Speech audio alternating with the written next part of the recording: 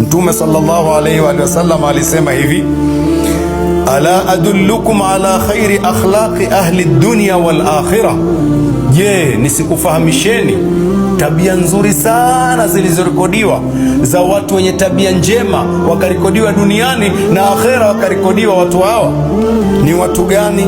Wenye sifa hizi: antasila man qata'ak, ni kumuunga yule aliyekukata, hataki tena mahusiano na wewe.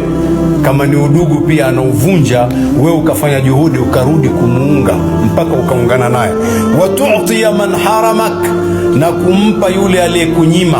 Mtu anafanya juhudi, mimi huyu basi bana, sitaki tena, akawa yana kunyima, hataki, wewe ukafanya juhudi ukampa, ukarudisha mahusiano na yeye. Wata'fu amman dhalamak, na kumsamehe aliyekudhulumu. Hizi ni tabia njema mno zilizorekodiwa. Wamesifiwa watu wa namna hii duniani na akhera.